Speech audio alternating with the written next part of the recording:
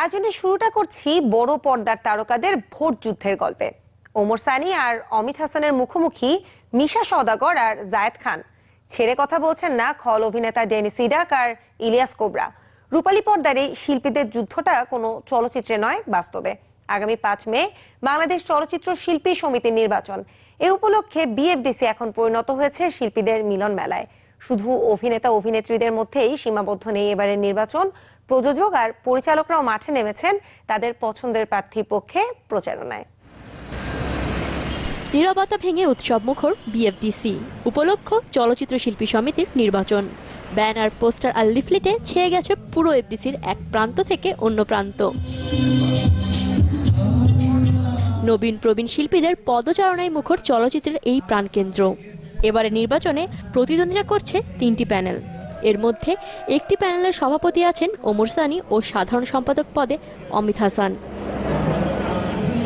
অন্য প্যানেলের প্রধান 2টি পদে লড়ছেন মিশা সওদাগর ও জায়েদ খান। আর অপর প্যানেলের নেতৃত্ব দিচ্ছেন ডেনিস ইডাক ও ইলিয়াস কোবরা। সবারই মূল লক্ষ্য চলমান সংকট উত্তরণ। অনিয়মকে নিয়মে আনা এবং জঞ্জালকে জঞ্জাল সরানো প্রথম কাজ হবে আমাদের উপদেষ্টা কমিটির মাধ্যমে। আমাদের আজকে চলচ্চিত্রের যে স্থবির অবস্থা, এটাকে দূর করা মূল বিষয়টা।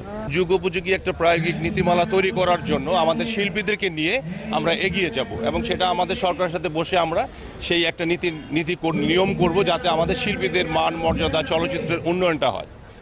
চলচ্চিত্রের অস্তিত্ব সংকটে একটি যোগ্য নেতৃত্বের আশায় আছেন সাধারণ শিল্পীরা।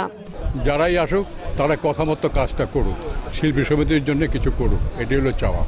এখন বাংলাদেশ চলচ্চিত্রের যে অবস্থা, সে অবস্থা থেকে পরিত্রাণের জন্য শিল্পী সমিতির এর আগে কোনো ভূমিকা ছিল না। আমরা আশা করব যেন এখান থেকে পরিত্রাণের জন্য তারা একটা বিশেষ ভূমিকা রাখবে। আগামী 5 মে বিএফডিসিতে অনুষ্ঠিত হবে শিল্পী সমিতির দ্বিবার্ষিক নির্বাচন। এবার ভোটার সংখ্যা 624 জন।